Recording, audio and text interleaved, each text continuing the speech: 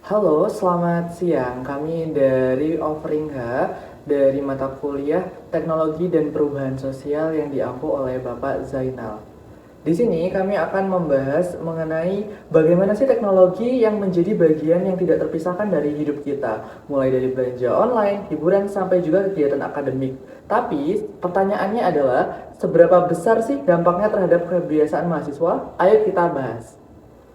Yang pertama, dari survei kita tahu bahwasanya sebagian besar mahasiswa tidak bekerja. Ini menunjukkan bahwasanya mayoritas mahasiswa masih bergantung pada orang tua, beasiswa, atau sumber pendanaan lainnya. Data dari survei yang telah kami sebutkan bahwasanya pengeluaran rata-rata di mahasiswa di Malang ataupun di Universitas Negeri Malang sekitar 1,5 juta hingga 3 juta per bulan. Kita juga dapat melihat bagaimana teknologi mempengaruhi pola belanja mahasiswa. Dan hadiahnya, e-commerce mahasiswa lebih mudah mengakses beberapa kebutuhan, mulai dari kebutuhan akademik hingga gaya hidup. Dari survei ini, pengeluaran di e-commerce bervariasi. Ada yang harganya menghabiskan kurang dari 100.000, tapi juga ada yang bisa mencapai 800.000 per bulan.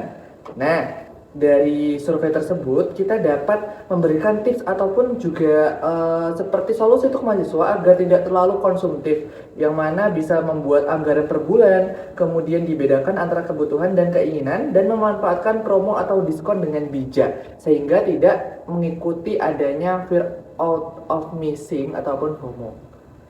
Internet sudah menjadi kebutuhan utama bagi mahasiswa. Dari survei, kita dapat melihat bahwa banyak mahasiswa menghabiskan lebih dari 8 jam sehari untuk online. Bahkan ada yang sampai 18 jam loh. Ini menunjukkan betapa dominannya peran internet dalam kehidupan kita. Sebagian besar waktu ini digunakan untuk media sosial, hiburan, dan berbelanja online. Sebenarnya ini bisa menjadi hal positif kalau dimanfaatkan dengan baik, misalkan untuk belajar dan networking. Tapi kalau tidak dikontrol, bisa berdampak negatif seperti kecanduan digital dan gangguan produktivitas. Beberapa tips untuk mengatur waktu di era digital diantaranya seperti menggunakan aplikasi pengatur waktu layar, terapkan sistem screen free hours sebelum tidur, serta memprioritaskan penggunaan internet untuk hal yang produktif. Baiklah, bisa dilanjut. Jadi, teknologi memang memudahkan hidup kita, tapi ada ancaman besar yang harus diwaspadai, yaitu keamanan data dan privasi. Dari survei, banyak mahasiswa khawatir soal penyadapan data, penyalahgunaan informasi pribadi, dan bahkan ketergantungan pada AI. Salah satu ancaman terbesar adalah serangan cyber seperti phishing dan pencurian data pribadi. Banyak mahasiswa masih menggunakan password yang lemah atau mudah ditebak. Ini bisa membahayakan keamanan akun mereka. Nah, dari sini ada beberapa tips keamanan digital untuk mahasiswa. Yang pertama, gunakan password yang kuat dan unik. Yang kedua, aktifkan autentikasi 2 faktor atau 2FA. Yang ketiga, jangan mudah membagikan data pribadi di media sosial. Baiklah, selain faktor individu, peran kampus juga penting dalam pemanfaatan teknologi. Dari survei, sebagian besar mahasiswa merasa bahwa fasilitas teknologi di kampus sudah cukup memadai. Ini menunjukkan bahwa kampus sudah mulai beradaptasi di era digital, namun penting bagi mahasiswa untuk benar-benar memanfaatkan fasilitas ini dengan baik, bukan hanya sekedar untuk hiburan semata. Nah, saran untuk kampus, mengadakan pelatihan literasi digital secara berkala, kemudian juga bisa meningkatkan keamanan sistem kampus agar data mahasiswa lebih terjaga. Kemudian terakhir, mendorong penggunaan teknologi untuk meningkatkan aktivitas ataupun kreativitas produktivitas akademik.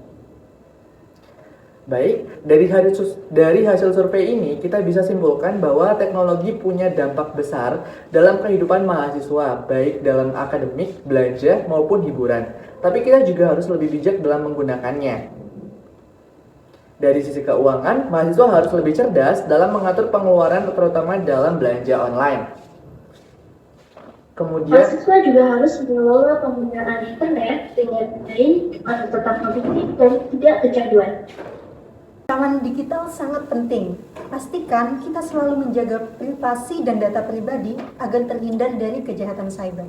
baiklah, itu dia pemaparan dari data hasil survei kami. Saya Gading Wicaksana dan rekan saya Wita Sofia Ismi Muafi. dan rekan saya Dan pula. saya Ayu Wajari.